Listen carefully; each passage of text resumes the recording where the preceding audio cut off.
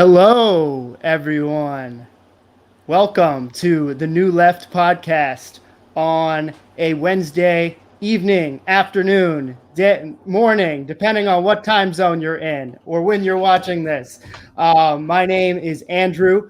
I will be the MC along with my co-host, Liv. CJ is going to be producing, and we also got Marie, Logan, Savage Joy, Rutile. I didn't forget anyone, right? I included everyone.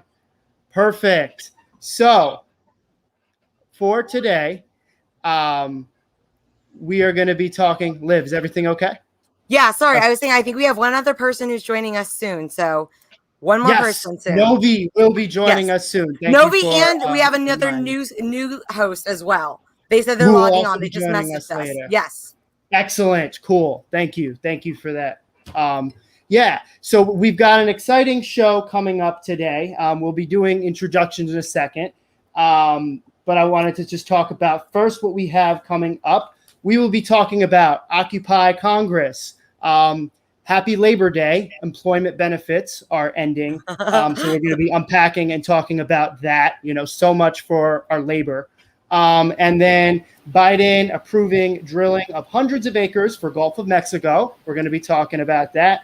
And we're going to end, we're going to talk about the infrastructure bill. Then we're going to talk about latest maybe Twitter trends if we have time and direct action updates on each of our ends. And then we will go from there. But before we dive into what we're going to be doing, I want to just talk about how we've got a lot of new people on this show.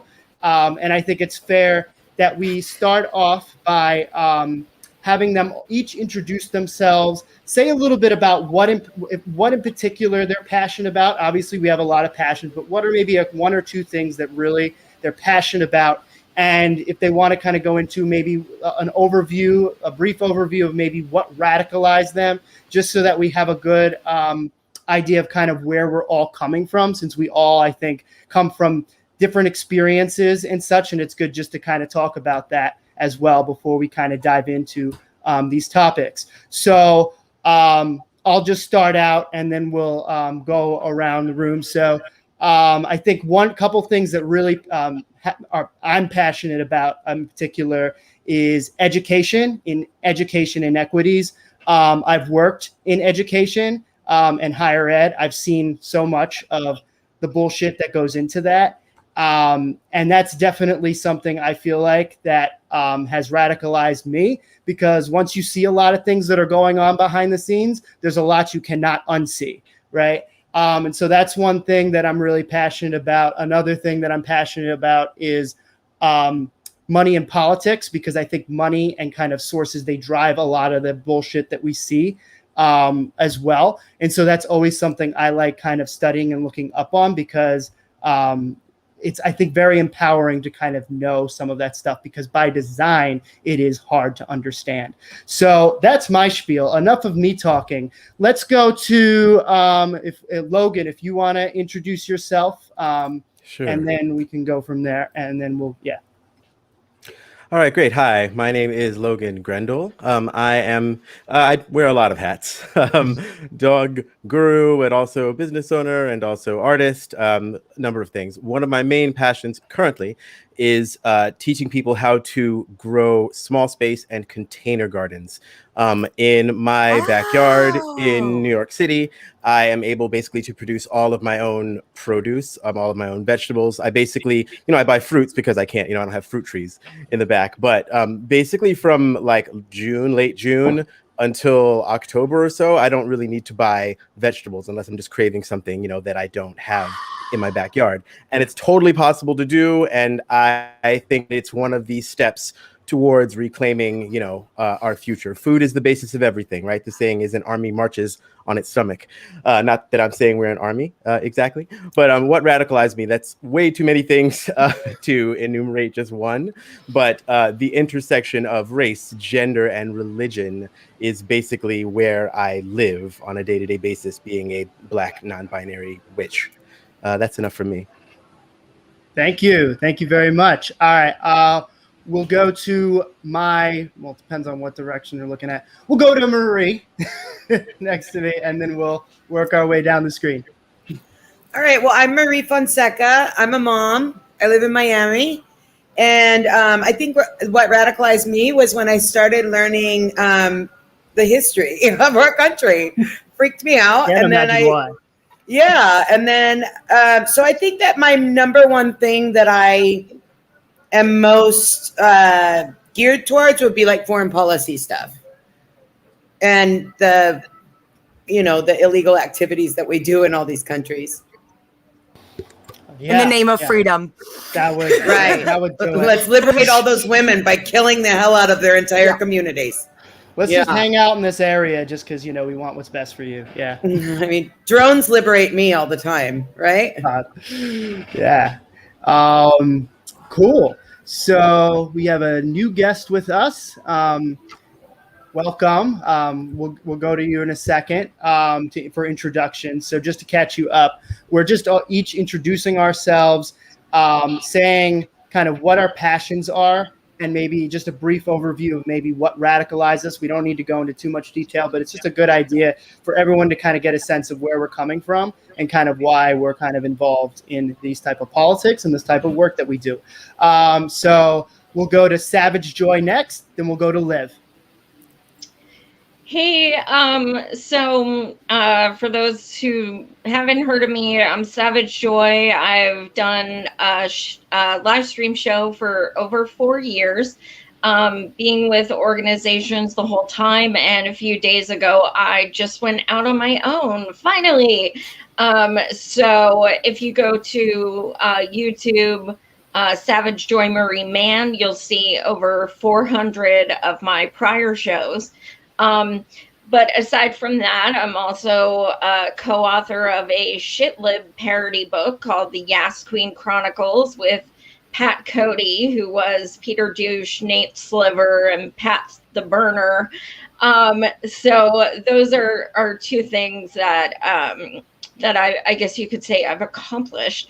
A lot of you guys know me from, I was a lead national organizer on the 56 Medicare for All demonstrations we just had across the country.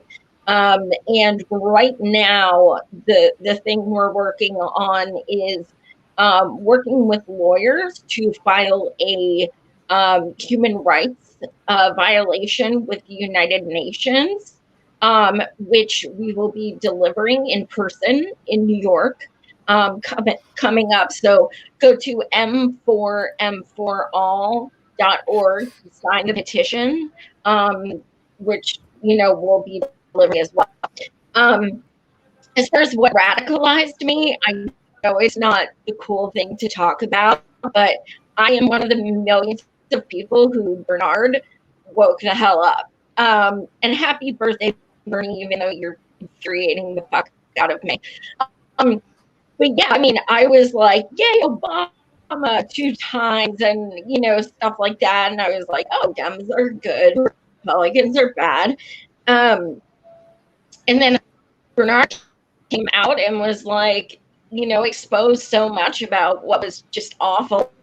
And I find myself at 42 going more and more left every single day.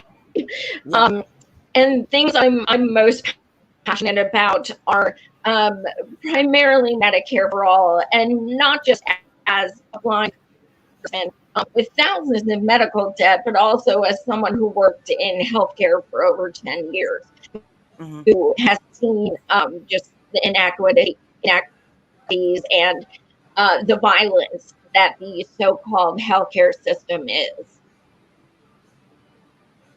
Great. Thank you very much, Savage Joy. And next up, Liv. Hi, y'all. I'm Liv Romano. Oh, God, where to start? What radicalized me? I guess what really started to radicalize me was the morning after Trump was declared president-elect, and I was sobbing and, so confused, how did this happen? That was what woke me the fuck up. And I have slowly but surely been forging myself down the leftist path ever since then. That was 2016. The whole cycle started then of relearning our history, not the whitewashed version that we're forced down our throats through the public schools and other public institutions in America. But relearning history, engaging with other organizations in my community, volunteering and doing an internship at the International Rescue Committee, working with refugees from across the world who are coming to the Baltimore area, who are impacted directly from the 7-nation Muslim ban that was passed by Trump. So that really radicalized me. And then after college, when I finished college, I ran for state delegate with the Green Party, running on a platform of environmental protections, mental health care, and that was my last one. Gun reform. And then I've kind of been on April 4th, 2018, I was diagnosed with bipolar 1 disorder, and that was another big thing in my life that has made me such a leftist, because as Savage Joy was just saying, healthcare is a huge thing, and lack of it, and when you are struggling with a chronic health condition, is a huge suffering. So and then 2020 happened, and I was like, wait, I want to get back involved with the Green Party. And here we are. And I am now chairperson and a co-chair of the Green Party, and working towards getting more involved in organizing and building our network in the Maryland area and across the world and in the country. Thank you, Liv. And we'll go next with, do you say your name Nimesh? Perfect. We'll go with Nimesh, and then we'll round it out with CJ, and then we'll get on with our topics. Okay.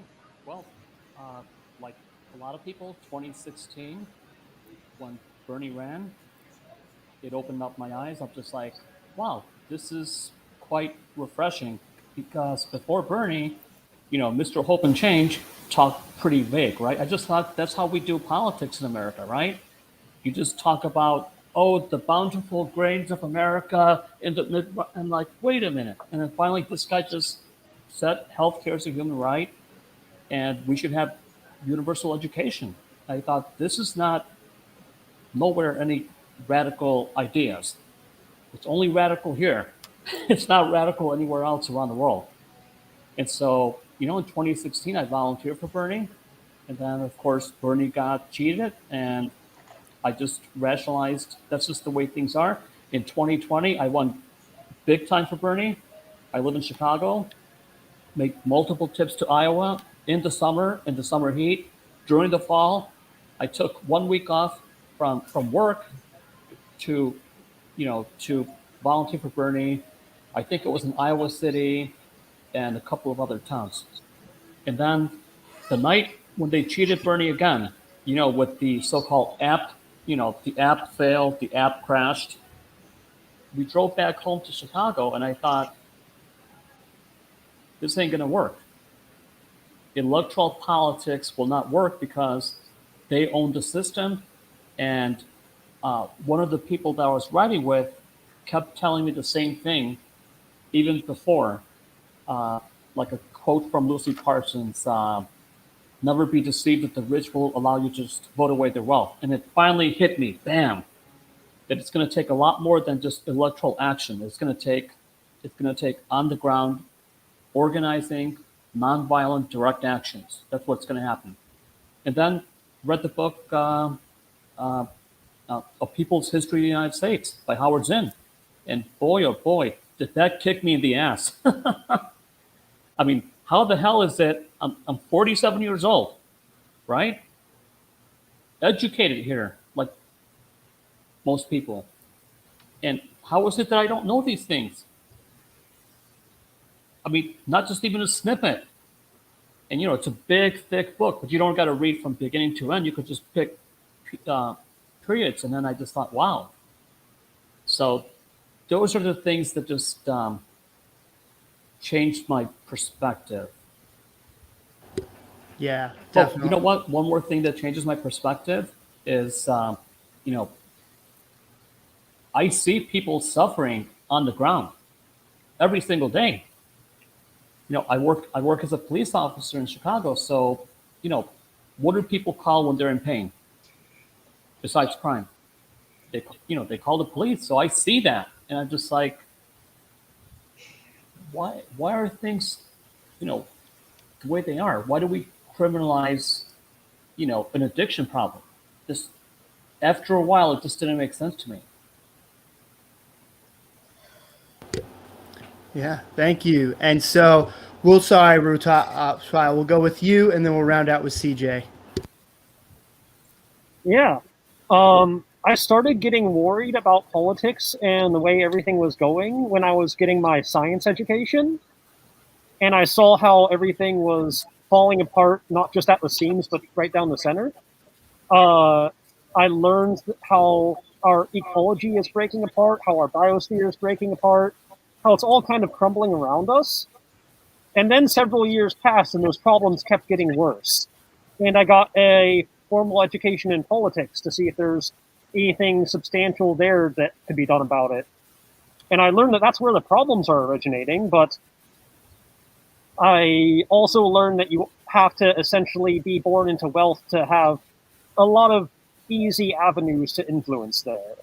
All of the more difficult avenues are reserved for the chronically impoverished like myself.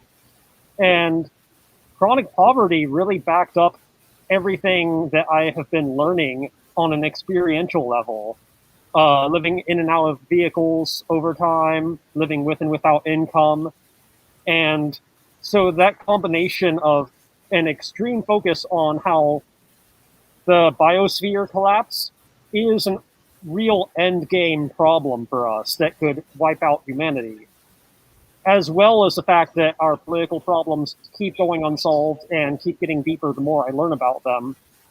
And my personal experience with poverty backing up every part of what's wrong here, showing me in person why cops are bad, showing me in person how hostile infrastructure harms people, all of the details from big to small about how capitalism is pretty much causing human society to eat itself or letting the rich eat everyone else, more like. And yeah, my big accomplishments are mostly working behind the scenes, just volunteering on a couple of think tanks here and there. And right now I'm just volunteering with COVID relief efforts for my full-time position on everything. That's what I'm doing these days, is I'm just volunteering my science background to COVID efforts in the Midwest. Awesome. Thank you. And CJ, on to you. You're on mute. Bad. Sorry, I was double muted. My beautiful family is home. So during this podcast, you may hear some background noise. So I kind of muted it a little bit. So for me, what radicalized me? Let me just talk, I guess, because it's a over number of years. But let's talk about the last 10 years. Like many people on here already have said, Bernie Sanders' 2016 campaign was the first, one of the last steps to my awakening, is, I guess I can describe it that way. And that campaign got people to understand that what we were given, the crumbs that we were given by our government, is not what we should expect. Like, we should expect more.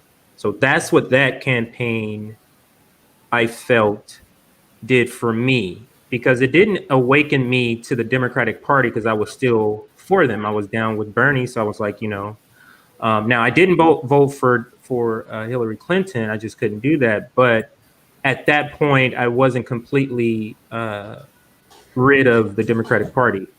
So fast forward to this most recent campaign, 2019, that's when I see what mainstream media is doing. And one anecdotal tale that I can say is when MSNBC, and I think her name is Janice or Janet she was at a caucus and describing the different groups, and Bernie Sanders had the largest group, and she described all the other candidates like with a very somber tone. And then when she got to Bernie Sanders, she took a deep breath and said, "That's Bernie Sanders over there." And I just was like, wow. So this station, you got to understand, I thought this station was the station, MSNBC. I thought Rachel Maddow was the best thing on TV along with Chris Matthews, and look at both of them now. So, my transition, that's what catapulted me off of MSNBC. And subsequently, I had this is what actually broke the straw that broke the camel's back, is I cut the cord to TV and got rid of direct TV and wasn't able to be fed what I thought was my opinion. And, just picked up Twitter as something to do because I wasn't watching TV as much, and discovered politics. There were political people on Twitter, which I hadn't known before that. So I didn't come to Twitter looking for politics. I just had a Twitter for a long time. Let's go there. And that's where the radicalization was turned up 1,000%, was on Twitter. So during the during the Bernie Sanders campaign was still going on, and I got on Twitter and saw this fire on there, immediately found Nick, immediately found Ryan, immediately found, I think, even Jackie. So yeah, it was that's what woke me up, and what my transition was. Cutting the cord is very important to corporate media, and then just finding your own non-corporate news sources, I think, is what I would recommend for anyone who's trying to break out of the matrix. Yeah, that's my tale. Awesome. Thank you. Yeah. I'll never forget seeing MSNBC cover Donald Trump's empty podium and not covering a Bernie rally. Right. And yet somehow people who supported Bernie are at fault for Trump getting elected. But that's a whole other That's another episode. Can I touch on something real quick? Sure. Yeah. So in 2016, I actually went to the Occupy DNC convention and marched in the streets for 6 days while they were trying to coronate Hillary. So 8 miles a day, over 100 degrees, you're marching and you're seeing snipers on the roof pointed at us because we dare, protest for actual democracy. And it was basically some of the worst 6 days of my life because I had volunteered for Bernie. Then this time around, I actually left Pennsylvania and moved to Iowa for 5 weeks to volunteer for Bernie, and even was on a on-site is, and it was excruciating to pick up and move while I was going blind, mind you. Just move across the country. I knew no one. I'd never been to Iowa in my life, and I was going around to 5 different campaign offices for 5 weeks. And there with a bunch of comrades, caucus night. We had just left caucus, and he won our location, and we're going, and we're so hyped. Oh, there's a TV, and it's Pete Buttigieg announcing he won. And I was like, okay, I eventually just give up. Like, I am done. I wrote in both elections because I'm not voting for someone who didn't earn it.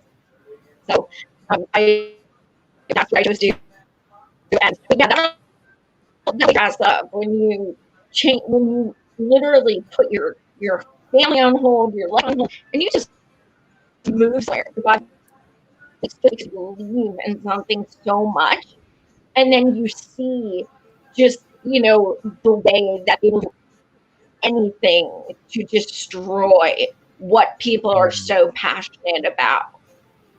Yeah. Yeah. I don't have a lot of nostalgia for Bernie. I'm disgusted that no, I live paycheck to paycheck. I'm a done. human and I live paycheck to paycheck. And he lied. He lied multiple times. He knew what he was doing and he lied to us. And then he took our money while he was lying to us, knowing that we were suffering, knowing that we were giving money that we did not have to give just because that was the only hope we have. So I have no nostalgia for that lying bastard. Nope. That's how I feel. Facts. He can return my money. Facts. That would be great. Elizabeth Warren returned my money. Bernie Sanders. Wow, I did not know that. But listen, anyway, we are all leftists, but we aren't all the same. So everybody have an opinion. That's not what we do here on the Fred Hampton Leftists. So if you have your own opinion, you don't like Bernie, I'm all for you because I don't have too many good words for him, but he did bring me on, and I think that's the point of everybody. So, I did want to make that point that, hey, no, I'm just hurt. I'm hurt. My feelings are hurt. Hey, I don't like to be lied to. It's just I respect my roots. It's that simple. I respect my roots. Right, he woke me up. He made me an activist. Yeah. And that's true. But to Marie's point, I think all of us can say, even those of us who think of him fondly, what he's become is not at all what we would ever have thought at all. So I think we all can agree on that part. So I see Novi has joined us. So Andrew, you can bring Novi up to speed, I guess. Yes. So we'll finish up with Novi, and then we'll talk about what's been happening with Occupy Congress. I believe that's first on our agenda. But Novi, so to catch you up to speed, we're all just briefly, since there's a lot of new faces, right? We're briefly introducing ourselves, saying maybe some things that are particular we're passionate about, and briefly talking about, if we want to, what radicalized us, right? Why are we who we are today doing this podcast?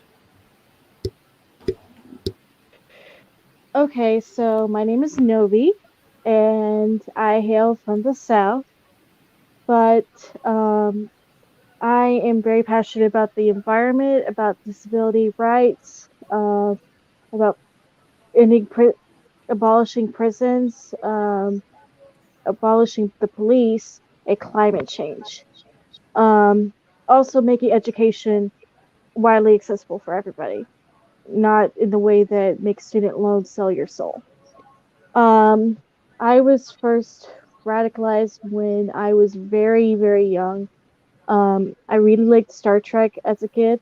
When I first got to see it, I liked that you would go far away. And when I got a little older, when I was about 10 or 12 years old, I started looking up what they were talking about, because there were concepts that I didn't quite understand. Like, for example, there's this episode on Deep Space Nine, which was my favorite Star Trek series, and one of the characters is forming a union, and they're talking about how everybody should have an equal share in the means of production, each according to their ability and to their need.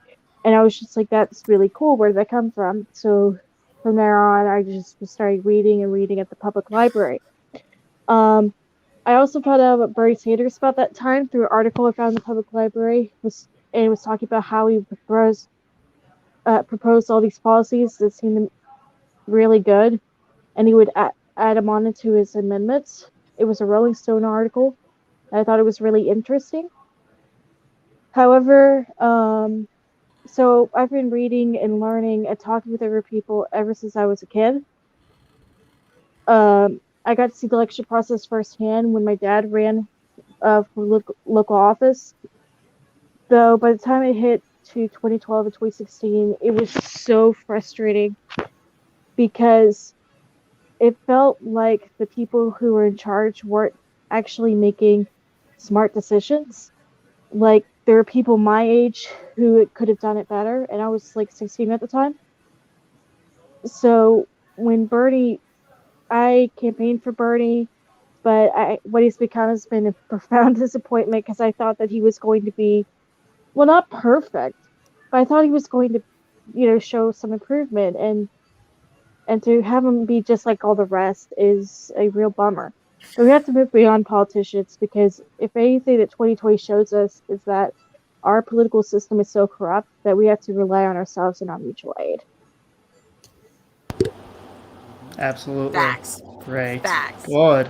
So, CJ, are you all set with the links and videos? Oh, absolutely. Yeah. Thank you Cool. for cueing Awesome. me right here. Let's go ahead Awesome. and bring up.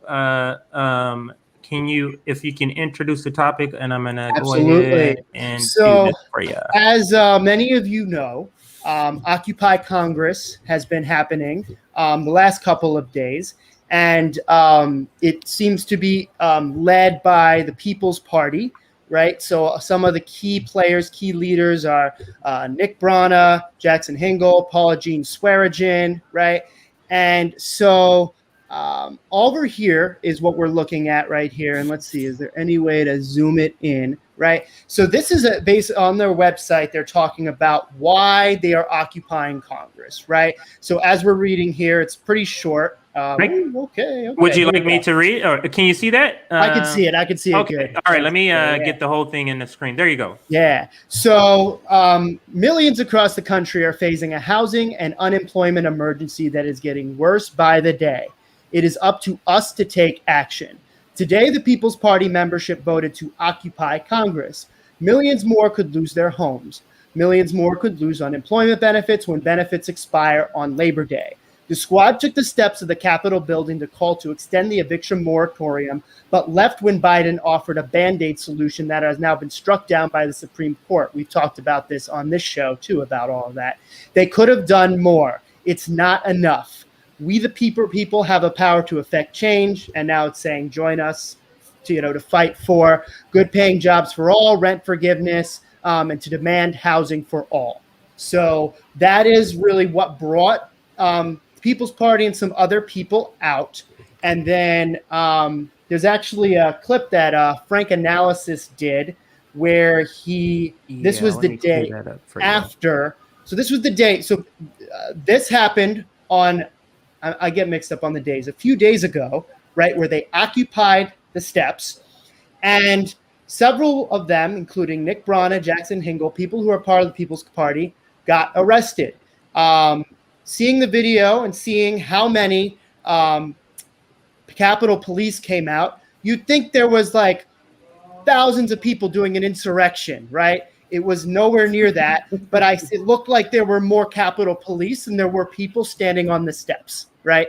And so they got arrested, and this is the day after where they came back and were sitting on the steps. And I believe if we go from 5240 to around 5518, we'll just be able to see a little bit them talking about kind of some of their ideas. And it's interesting because Franco does push them a little bit on some questions on how to strategize. So pay attention to this because we're going to talk a little bit about this and unpack some of this. All right. So this is at mark 52 minutes and 37 seconds. And you let me know when to cut it off. All right. Will do. And so one way I think that we can motivate people, like if you are in a third party, is by having the legislation ready, saying this will actually help you. This does not have the influence of the lobbyists. So this question is, what legislation does MPP have right now to improve the lives of the people, more specifically for what this cause is here on canceling rent, and making sure that corporations won't take advantage of people and that there is no more future evictions. Well, they're working on with the National Organizing Council, and they have an inner platform right now. But I think the biggest part of that platform, which is a lot of progressive values, Medicare for all, of course, federal jobs guarantee, a living wage. But also the biggest thing is getting dark money out of politics and not allowing lobbyists to control our political system. That's where it all lies, is dark money and candidates being able to be bought. And, with these corrupt members of Congress that we have right now, even if I think people go in with good intent as Democrats, the Democrats push as much as possible to make sure that these people serve corporations, lobbyists, and special interests as opposed to us. It's designed that way with the Democrats. They spend more money on fighting ordinary people that want to run for office and their money to fight them as opposed to actually reaching voters and reaching people where they are and actually changing lives. If you look, the biggest prime examples are Shelley Moore Capito and Joe Manchin. We have just one Republican United States Senator for West Virginia and a Democrat. Joe Manchin, he doesn't hide that he supported the Republican Party. Him and Shelley Moore Capito are really good, close friends. When I became the Democratic nominee for, United States Senate, he didn't support me as a Democrat. Remember that when they People talk about no matter unity? who didn't support me, but he was still talking good about his good friend Shelley Moore Capito. They are in it together, and they're funded by the same people, and people need to realize that. The Republican Party is just another. The Democratic Party is just another. Political arm to the Republican Party. These people work for the same people, and they are not us. They are not public servants.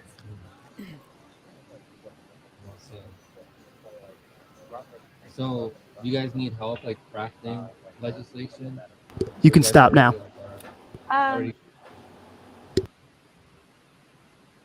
Alrighty then, we will go ahead and stop sharing there. There you go.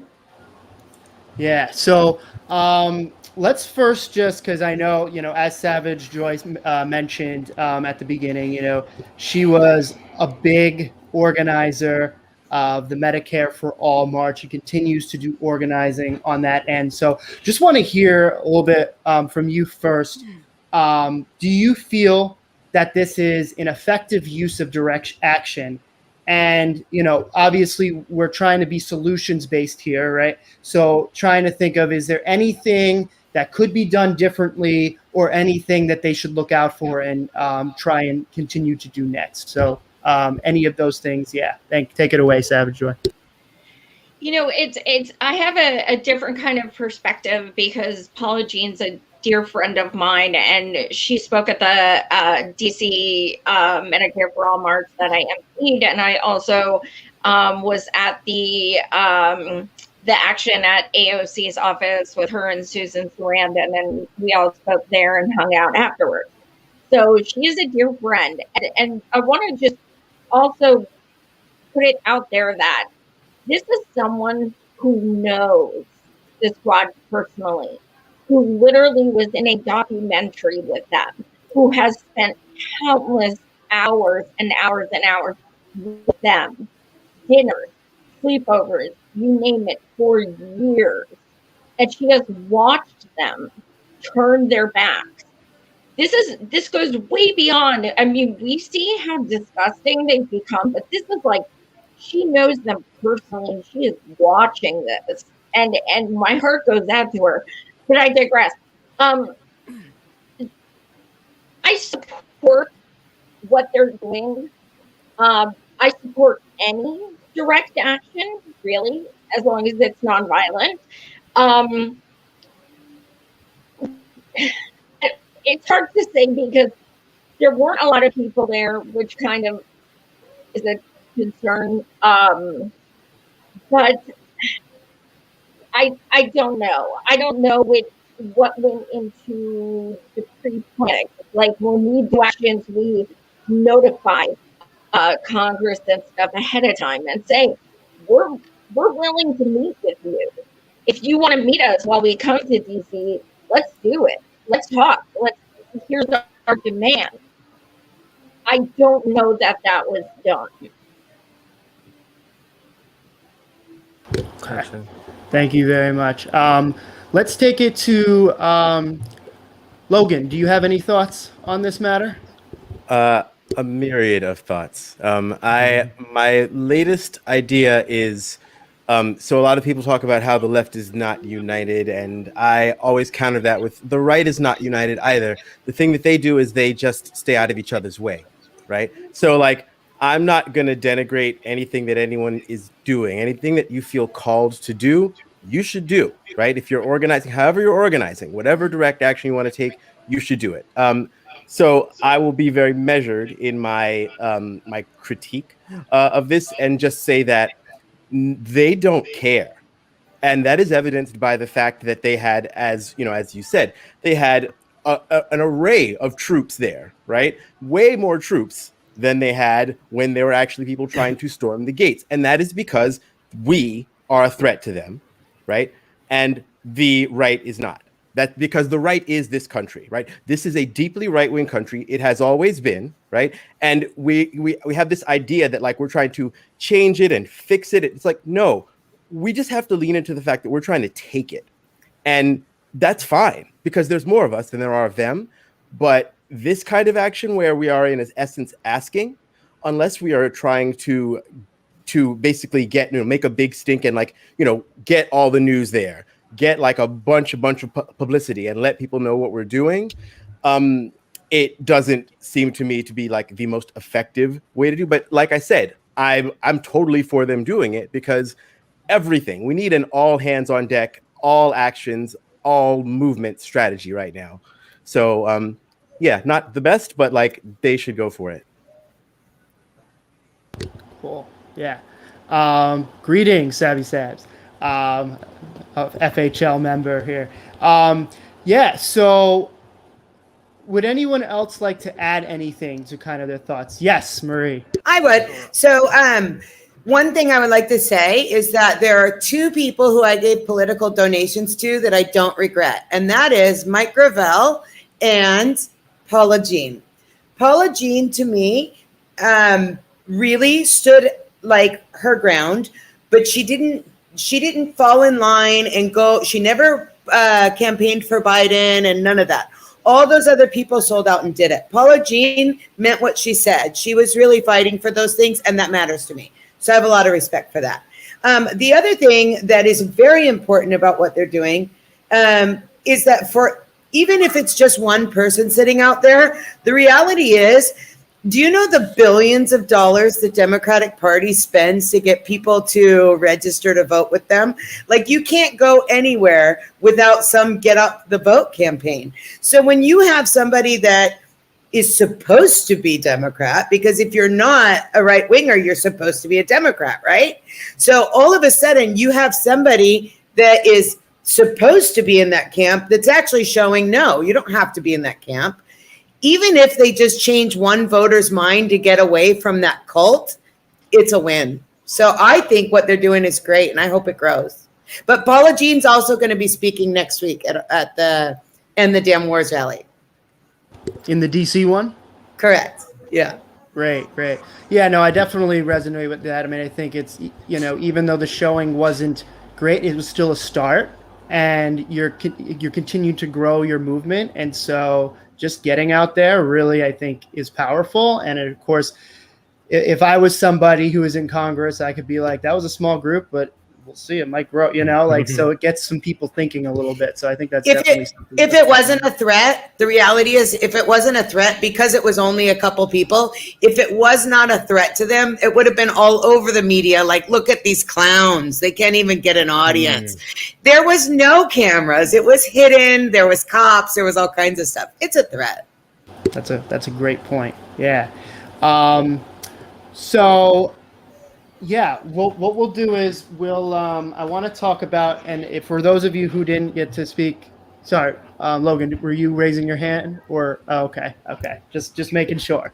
For those of you who didn't get to speak on this topic, we'll bring you in or not for this topic, for this question, we'll bring you on in the next question. And I think part of the reason why I played this clip and stopped it when I stopped it is because Franco asked twice, right, when it came to legislation, right? Like, are you planning on drafting legislation, and talking about how a lot of this legislation that is already done is really not done by politicians, right? Just like talk to Alec about all the Republican legislation that they've been able to get in through states, right? And that has been permeated to the federal level, right? Like, it's not just like these politicians who are brainstorming and being like, what should we do to help people? No, it's basically just, funneled to them. Here you go, sign it, it's yours, right? And so I want to just we can bring in Liv first on this one, right? Do you agree with Franco's question with regards to coming up with legislation to counter the corporate power, and kind of what are your additional kind of thoughts on that? And were you satisfied with the answer that was given throughout the video? No, she didn't answer the question. She deflected and just blamed the Democrats, which, like, great. I already hate the Democrats, though. Like, you don't need to tell me that. Like, what are you proposing is an alternative? Like, that's one of my biggest pet peeves is when you critique something and then you don't have an alternative. Like, okay, great. Like, I know the Dems suck, but, like, what are you offering? Like, what do you have to give me? Like, why are you there? Like, what are you there for? And so I totally, again, I echo what my comrades are saying about, like, great, direct action, that's great. But I do think if you're going to be in this position, especially associating yourself with a political party, I think there should also be a platform that is being promoted that is saying, this is how we will counter this issue. And this is what we're advocating for. Like, support us. This is why you should support us and not the Democrats. But otherwise, just hating on the Dems, it's just gonna go into the ratchet effect of, oh, well, the Republicans are gonna help us then. The Republicans. It's sickening. Like, please break out of that mentality. Like, yes, I know it's not gonna be the Republicans or the Democrats, but, like, let's know about our other options then. Absolutely. Yeah. Ruta, what say you? Well, I love what Logan said earlier about not getting in each other's way, because everyone's action is an important action. Mhm. Now, when it comes to thinking about what the perspective of a policymaker is, generally they care about three things: the flow of dollars, votes that could change from what you expect them to be, and having legislation and proposals handed to you so you don't have to come up with it on your own. Policymakers tend to underfund their own staff so that the people who care the most will just hand them proposals like Alec does, and then they can just run with whatever they're handed based on whatever groups care about them the most. And when I was trying to get involved in local politics a few years ago, what was drilled into me again and again and again was, if you're not at the fundraisers, you're invisible. So whether you're disrupting fundraisers or making fundraisers, that's how you get on the radar. Or if you can get a lot of publicity to change a lot of minds about an issue.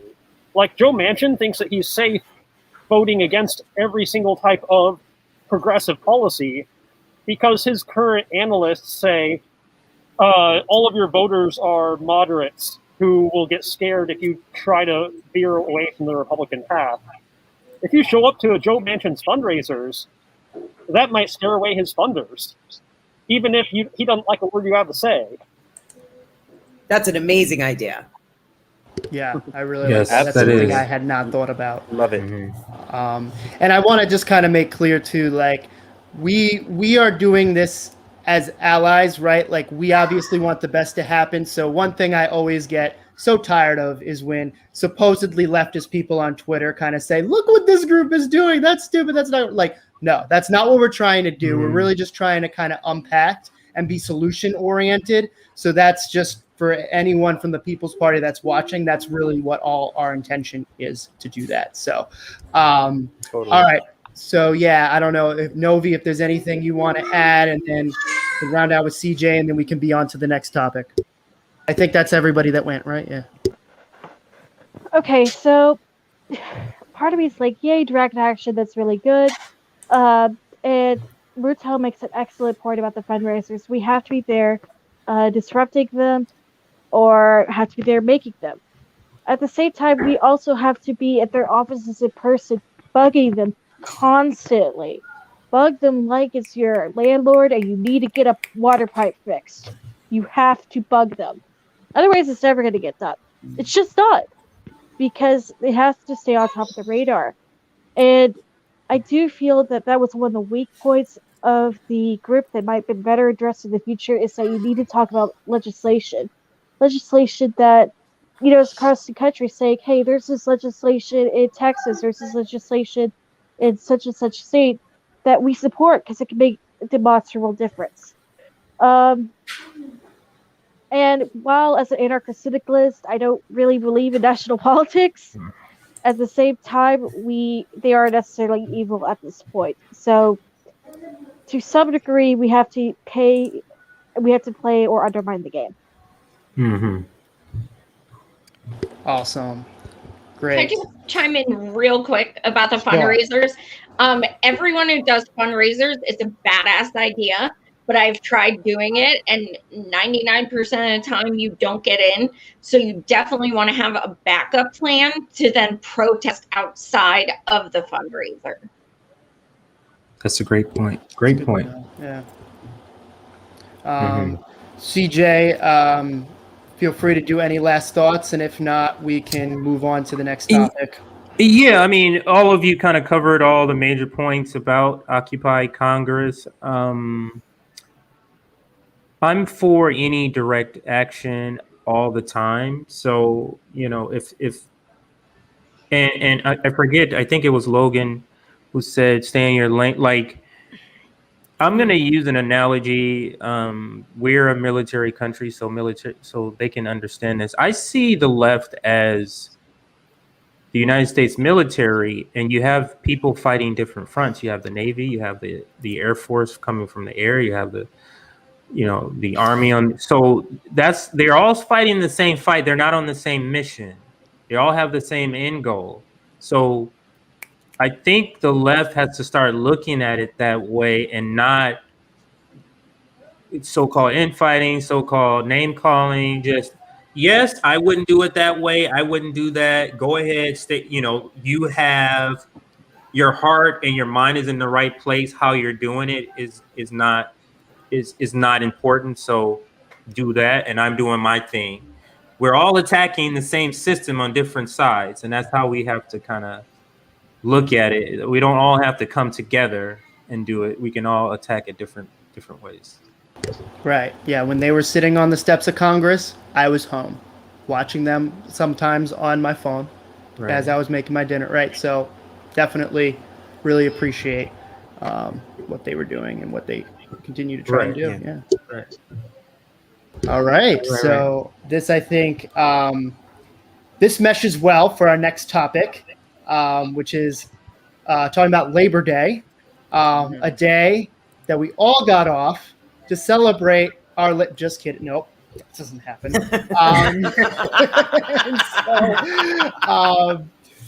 But I think as many of us know, Labor Day was a day where a lot of people lost their federal unemployment benefits.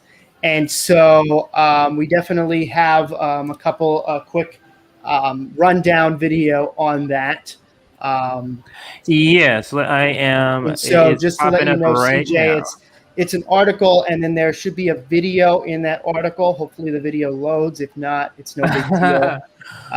Well, I'm paying these capitalists for the best internet, so Exactly. it better loads. It better load. And those advertisements that come up every 5 seconds on those videos are paying for that video to be up. So it better upload. Okay, so I see the video loading. So now let me share it. I didn't want to do it both at the same time, just in case something happened. All right, looks like the video should play. Oh, this one right here. All right, so here we go. All right, now, did you want to read any part of the article or just go straight to the video? We'll do the video first, and then I'll read a couple things in the article if that works. Okay, that sounds good. It is YouTube, so maybe they have an ad somewhere here. We'll see. But let's go ahead and play.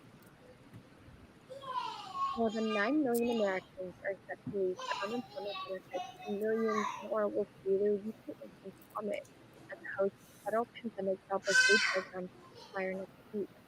3 programs covering a combined 12.1 million people will end on Monday without action from the White House or Congress. 26 states pulled out of at least some of those programs earlier this summer as businesses struggled to fill a record-breaking 9 million job openings. There are still 5.4 million gig workers, contractors, and others not covered by traditional unemployment insurance who will lose their weekly benefits early next week.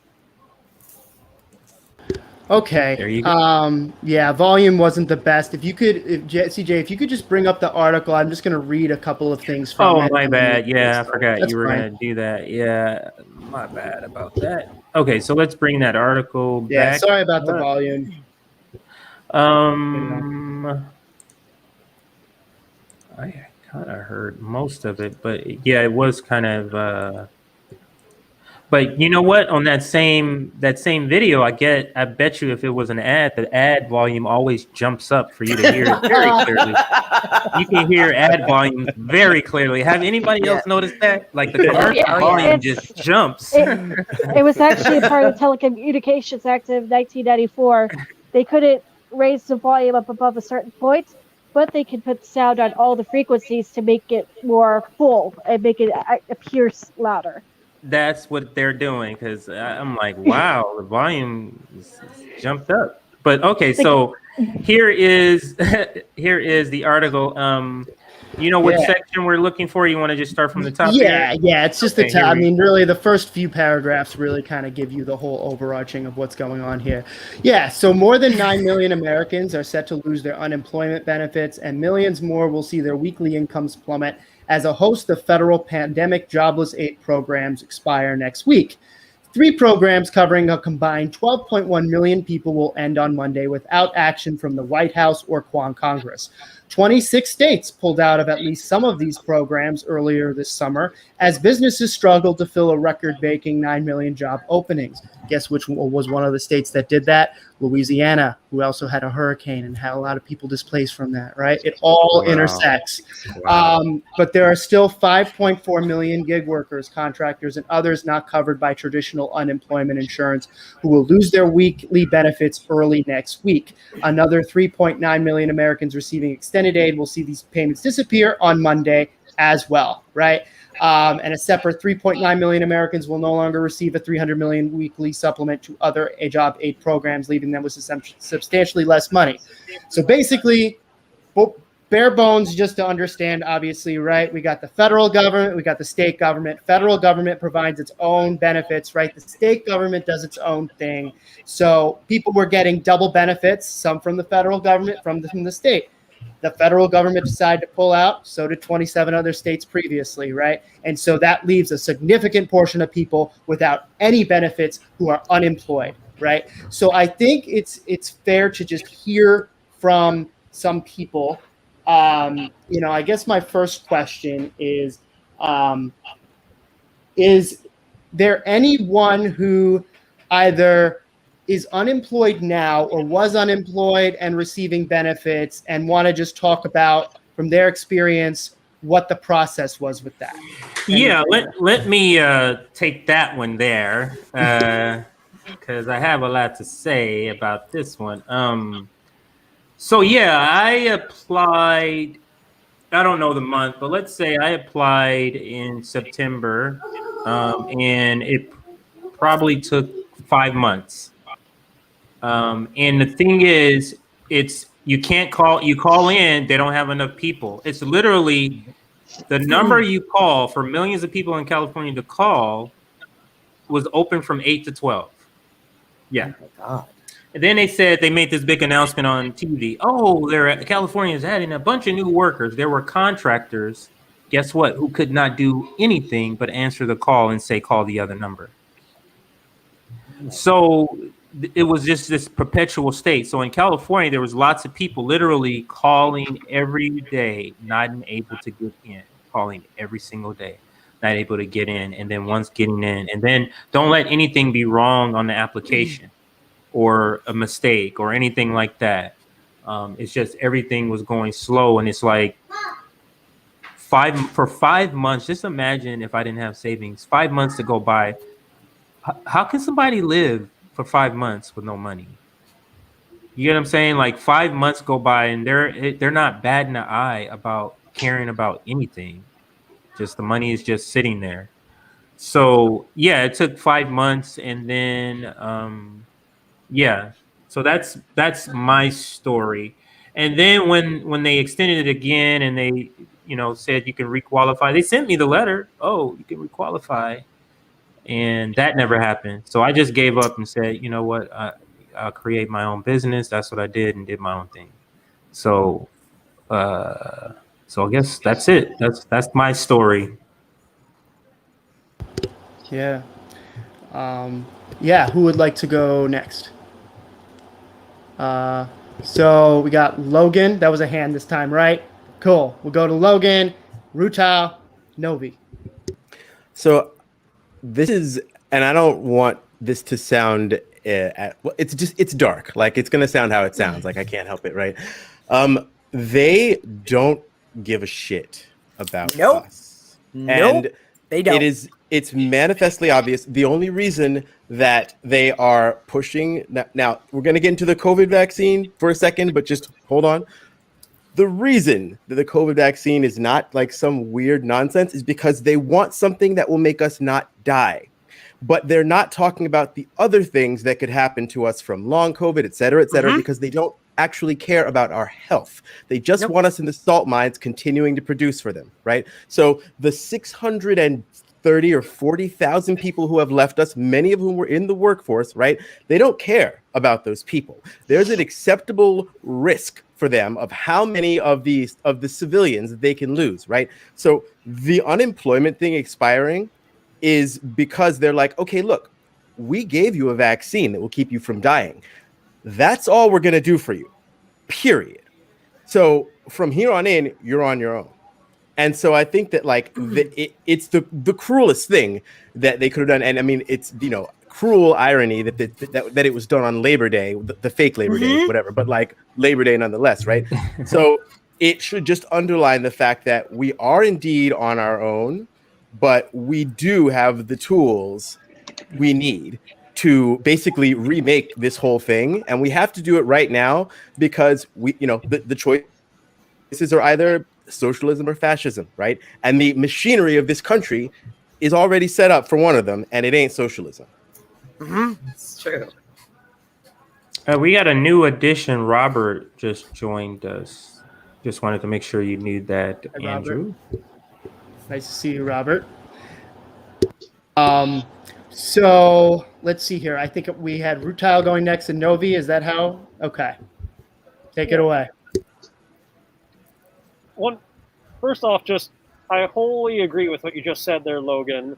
The government really does want each of us to be as desperate as possible while still alive and still able to work.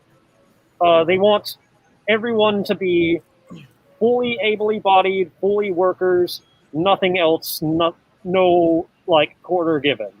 They were willing to give us money at the start of this pandemic because they just needed a stopgap solution until the vaccine could come and keep people from literally dying.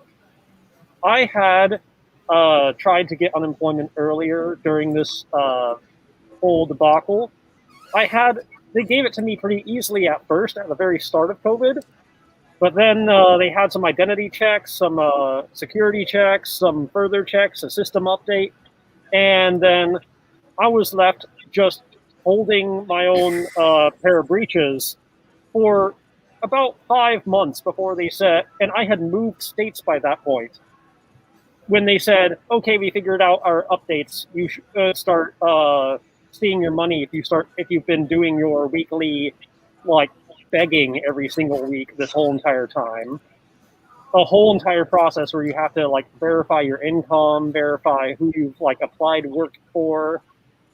And it's entirely because they just don't want people to literally die. They do want you to work, though. All of the businesses have been pressuring the politicians, saying, oh no, we're going to have to raise our wages if this continues. People keep dying, that raises the wage cost. People keep quitting for better jobs. People keep quitting out of fear of COVID, that raises the labor cost. And businesses, I've seen on business newsletters like Axios, they're afraid that if they raise the wages for anybody, especially new hires. They're going to have to raise the wages across the board. And they've been they've just been crossing their fingers and waiting until they can hire back at the baseline survival rates that they used to. And studies have been showing that reducing these unemployments and getting rid of the unemployment benefits didn't really have an effect on the overall numbers of people employed. It just affected the pressure on the wages that they were paid.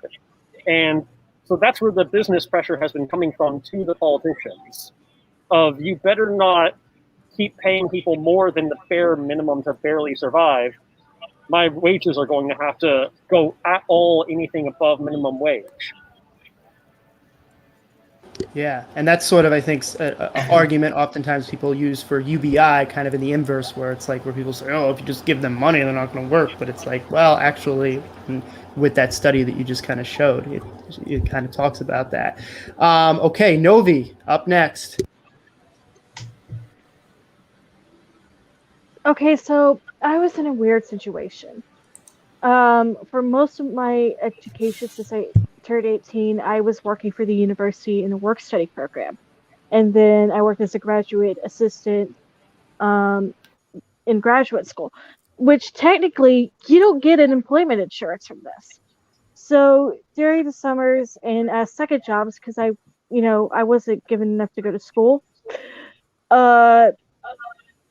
and school was too expensive for my parents to help, I earned enough money to put something into unemployment.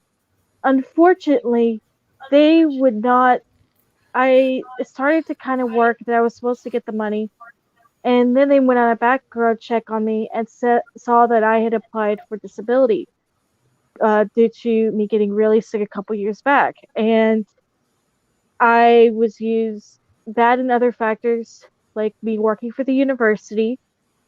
I was effectively denied from unemployment. So I've been living off of student loans for the better part of a year and family helping out. Also, my spouse working whenever possible in the safest environment because I'm immunocompromised due to this illness. I can't be around people who aren't vaccinated. There's a good chance that if I got sick again, I would have to have emergency brain surgery or go blind. So I finally got a job, and a couple months back, one that would let me work remotely because they would start saying out to, but then I wouldn't be able to do that, and I'd eventually get fired. And they still can't keep people employed because somebody just quit because they found a job that was higher paying. So I could see the stress that the companies and the universities are being put under, but also people moving through. And I don't know, maybe we can use this as a way to change and keep having them to drive up wages because something's got to give at some point.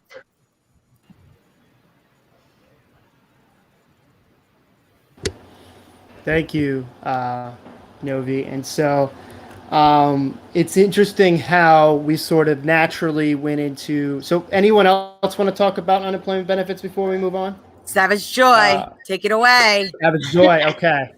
So I'm in a comparable kind of situation to Novi. I started going blind a year and a half ago.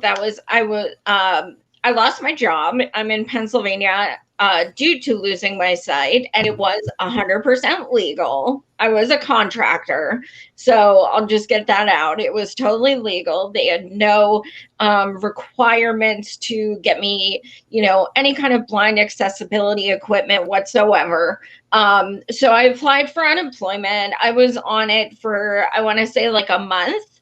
And then I had to apply for disability. I could no longer be in denial that I had no sight.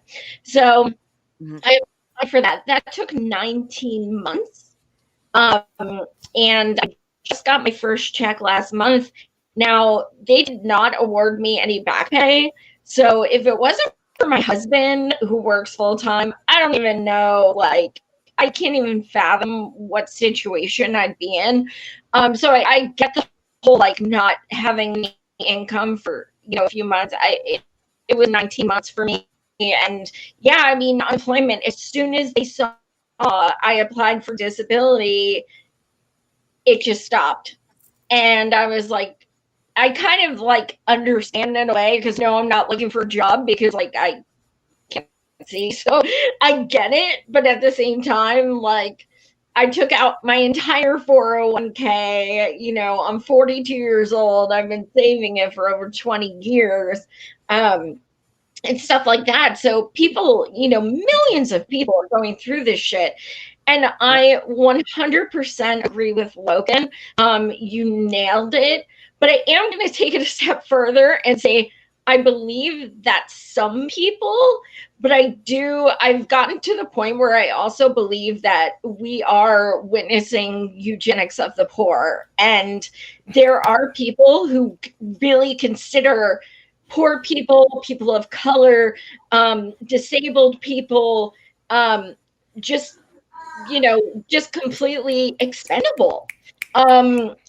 I really think my name is Joy. I'm not supposed to say shit like that, but in actuality, I really think like there are people, whether they even acknowledge it or notice it, they're just kind of like, thinning the herd, things like that. We've all heard that ever since COVID. Darwinism and progress and thinning the herd, and it's unfortunately, I think it's gotten to that point where we're really seeing so much ugliness, and people either have empathy or they don't. Like, it really is coming down to that. Yeah. Absolutely. Yeah. Very well said. I kind of want to just bring up back to kind of when you were mentioning about contractors, right? Contracting workers, right? Like, we see it time and time again how they use contractor status as like a loophole to just completely exploit you, right? Going back to like Amazon, when they when they finally bullied Bezos into giving minimum wage of $15, right? It didn't include contractors, right? So, and a lot of those people who we're talking about who were driving trucks and had to do their business in bags, right? Because they didn't have anything else to do, right? A lot of those were contractors. So this is very much a theme on how they kind of get around all these labor laws to just completely exploit you. So yeah. Who else would kind of like to add on to that? We kind of naturally melded into the question of like, why now? Why they're doing this now? Marie, take it away. Well, I think that based on what she just said, I think that was 100% accurate. The eugenics thing, it's definitely something where they're getting rid of the weak, the elderly, all that. Because I know personally of 3 people that have been fully vaccinated that are dead, and it had nothing to do with vaccination status. They got exposed to the virus, but the vaccine did not save them. So I think that anybody who is immunocompromised needs to be extremely careful trusting this, but everybody's vaccinated. Just be very careful, because it's not that safe. But if you notice during the pandemic, something that did happen is that all of these jobs that were like, essential workers, which is like so funny, like just to tell the public like, oh, you're essential and you're disposable. Okay, that's how we're going to label this. So we don't need you. But if you'll notice how many more people are now working for Uber, Instacart, Postmates, all of these companies. So none of them qualify for benefits anymore. Once the jobs start back up, it's like, oh, okay, well, you're getting basically like a commission on whatever you do. We don't even have to really pay you. And we definitely don't have to provide you benefits. So here we go again. The class divide gets bigger. Yeah. 100%. Yes. Definitely. Yes, Nimesh. Yeah, I just want to say this. It should be quite apparent that the people that we're dealing with are sociopaths, and they're extremely Machiavellian.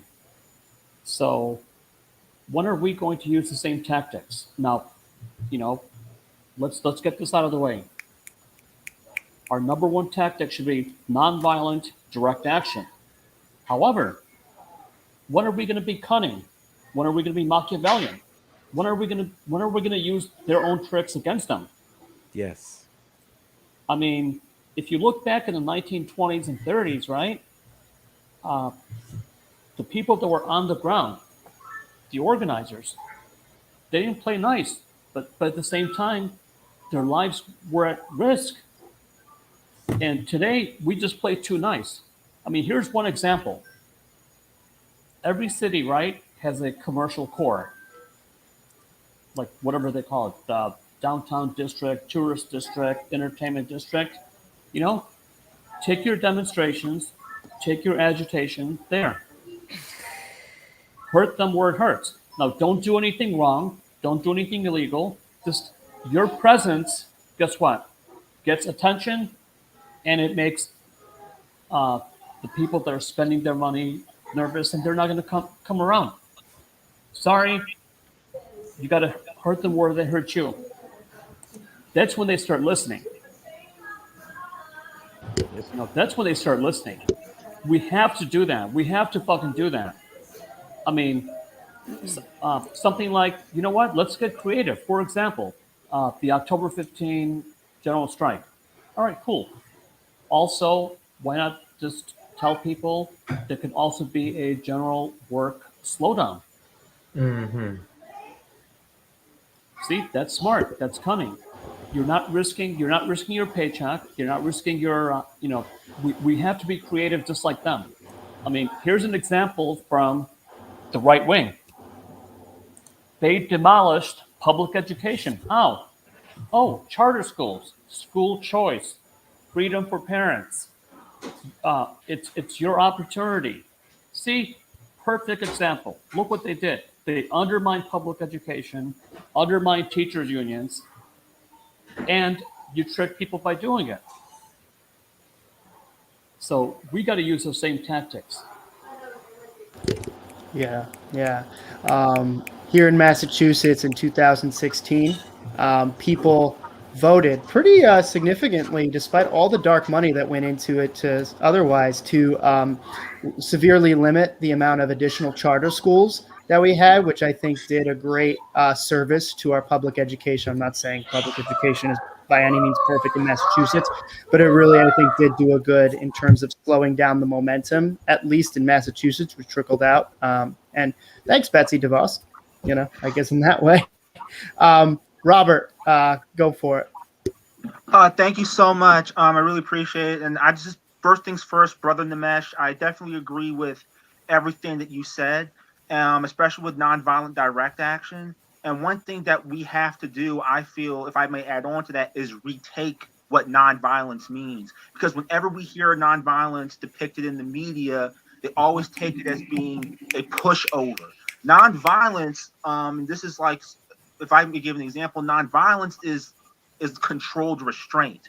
It means we have the capability to do violence, but we're choosing not to go that route. Instead, what we're basically going to do is we're going to hit you where it hurts. We're going to hit you in your pocketbooks. Everything that we've learned is when we boycotted things in the past, like, using the Montgomery bus boycott, Montgomery cars boycott, and as well as creating these mutual aid societies. That's pretty much saying we're not going to do business with you until you agree to our demands. So that's part of it, is retaking the language of nonviolent direct action. The other thing that I would definitely add on is going to creating these alternatives. I noticed in the DM chat, in terms of taking what was created during the pandemic, some of these mutual aid committees, and doing something permanent, like maybe creating a housing cooperative or turning it into a worker-owned cooperative. Or one of the things that what happened in my area, I'm over in Maryland, in the DC metro area, is one apartment, they turned their stuff into a tenants' rights union.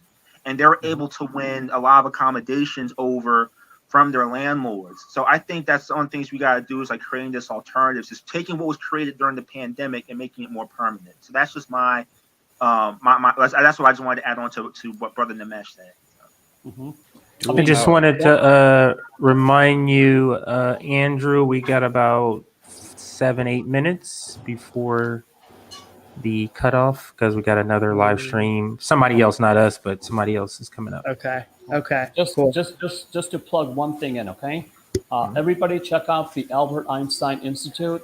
They have 198 actions that you can take. 198. Direct actions that you can take. Shout that place out again, or website that you said? The Albert Einstein Institute. So. Got it. Got it. He was Back a to social you, activist. Andrew. Yes, sir. Go ahead. All right. So I guess since we want to make sure that we are cognizant of the next show's time and everything. Yeah. What did we miss today? Just so we were going to talk about the whole Gulf of Mexico pipeline. Yeah. And the infrastructure bill. Okay. So it sounds like we need to add another show. So maybe we'll try to squeeze that topic, be the lead topic for something on this weekend. We can find something available. We'll talk about it in the chat because I'm sure a lot of you may be available on a weekend or prefer a weekend slot. So we will talk about that. But that will be topic number 1 on a new podcast show, hopefully starting this weekend. We'll see. Yeah, absolutely. So I guess this is just a good time to we'll just wrap it up here. I want to thank all of our panelists here. Really appreciate you all talking about kind of what's happening on a macro level and then talking about how your experiences really kind of meld in with it. I think that can be really powerful, particularly for people who are a little removed from it, right? It can be easy to kind of be like, okay, well, this is not happening. People I talk to are not going through any of this, right? But the more that we can really kind of shout out into the ether, like, this is what's happening and this is my experience with this, it can really hopefully get more people to wake up and, stop this whole otherism crap. Like, we are all kind of in this. We are all sharing this country. And we are all living together, and we need to start obviously thinking of others and such. So let's do the shout outs, Andrew. I think we can make time for that because we have a lot of new faces. I did see a comment where people wanted to know who is everybody and how can we find them. Yes. So what we do for everybody who's new is we go around and just everybody takes like 30 seconds to say, hey, I'll be on this live stream on Tuesday. I'll be on that live stream on Friday. Check me out on my channel. You can find me at blah, blah, blah, or follow me on Twitter. Just give your last 30-second spiel. So however you want to do it, Andrew, but there you go. All right. Yeah. Who has some next steps they would like to share? Who would like to go first? Marie, take it away. Sorry. Well, my next step is I hope to see everybody in Washington, D.C. this weekend for End the Damn Wars rally. So on Saturday is the End the Damn Wars rally, and everybody's coming together for that. But on Sunday is a very large action, same group, lots more people joining in that as well, for Free Assange. And that's outside of the British Embassy, and it's also outside of Kamala Harris's house. So if you want to have your voice heard, show up on Sunday in D.C. Okay, I'm about to be upset. Okay. Yeah, anyone else? Okay. I don't have any live streams, but you can find me on Instagram. I post most frequently on Instagram. That's at Focused on Infinity. I'm on Twitter as well at Watcher Infinite. And also, you can join my Patreon. I have a podcast as well that has been on hiatus, but we're going back to it. And that is, Focused on Infinity with Logan Grendel. And you can find that wherever you find your podcasts. Awesome. Cool. Let's go to Rutile and then Novi. Rutile, then Novi. Last words? My Twitter handle is @CoreRutile. I also have a page on Facebook. I don't have any particular thing I'm working on this week because I have some family stuff coming up. I just helped out a climate refugee from Hurricane Ida earlier last week. That's why I wasn't on last week. Just final note: the world we're living in is dying anyways. Doing nothing is not the safe path. Our lives are currently at risk, whether by police, medical neglect, food insecurity, or collapsing biosphere. And it's up to us whether we keep this police state alive until the planet is inhospitable, or if we build a sustainable, healthy, thriving future. Preach. Absolutely, absolutely. All right, Novi, and then we'll just go across the line there. We'll go to Novi and then Savage Joy, then Live. So Novi, your last words? Hi, I'm Novi, and my Twitter handle is at renovation1409. I am a researcher into the history of music and tech. So right now I'm actually working on transcribing old music that was used for protest back in the 1900s. Uh, so like I said, you can find me on my Twitter handle. I talk about Star Trek, communism, music a lot, and how we could do direct action, especially even if you are disabled like me. So thanks y'all for watching. All right, Savage Joy, then Live.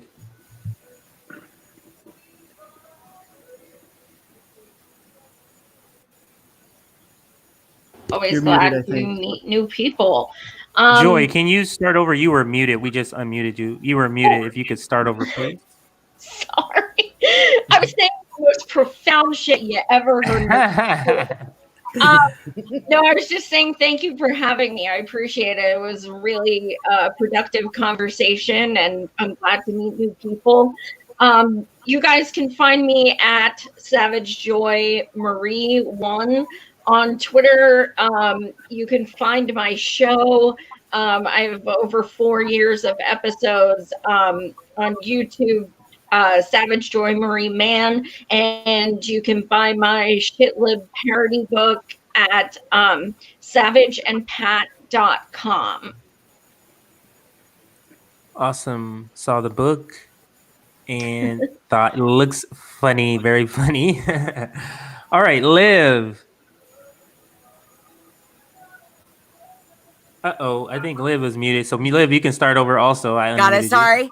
Hi, y'all. Thanks for joining us tonight. I am on the Fred Hampton Leftist podcast on Wednesdays. I do Straight Outta Politics with CJ at 3 p.m. Eastern Time. The Conversation with Leftists at 5:30 p.m. And those are the New Left podcast at 8 p.m. So please join us. Follow me at Twitter at Liv Romano. I am most active there. Support mutual aids, support the general strike coming up, end the damn wars happening this weekend, free Assange. Be kind to one another, love one another. Awesome, awesome. I think we have Nimesh. Yep. And Robert.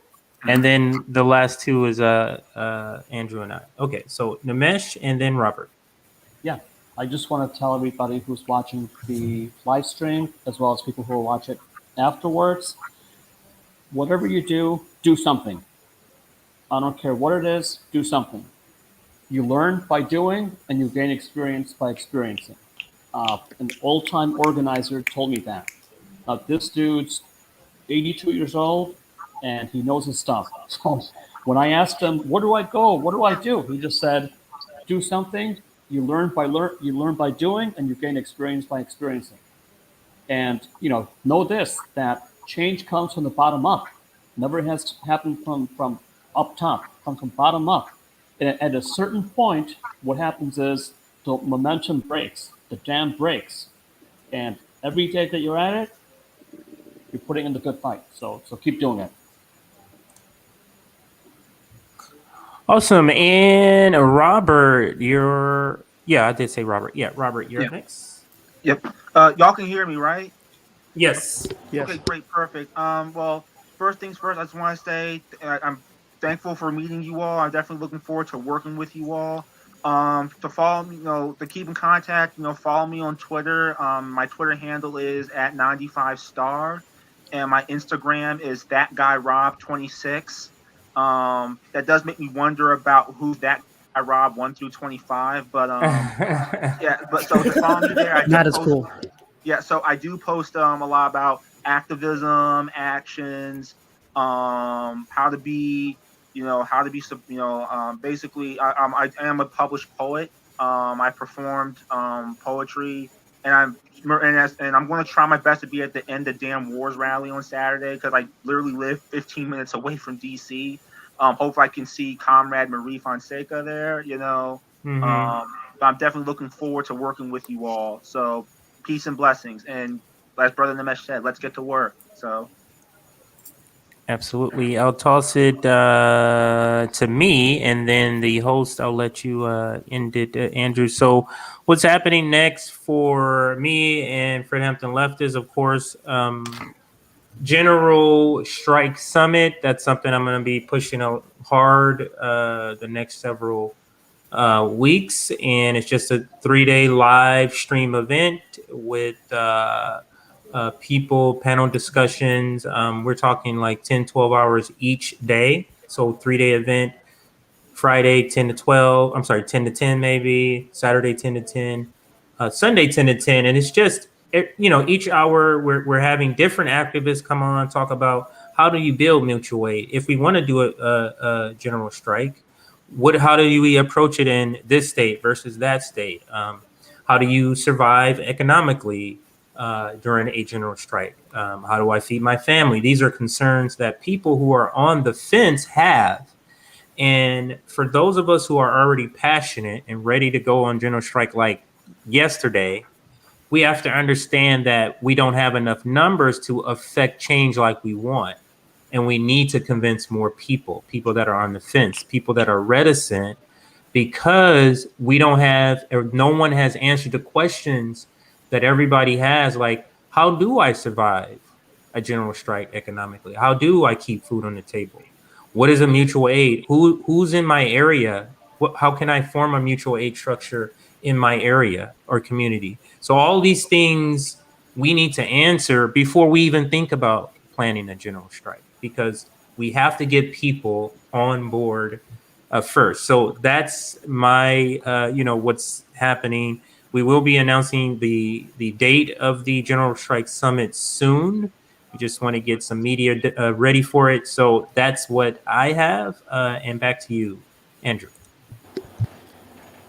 Okay, yeah. So for me, you can follow me on Radical Pragmat 1. That's on Twitter. It's my Twitter handle.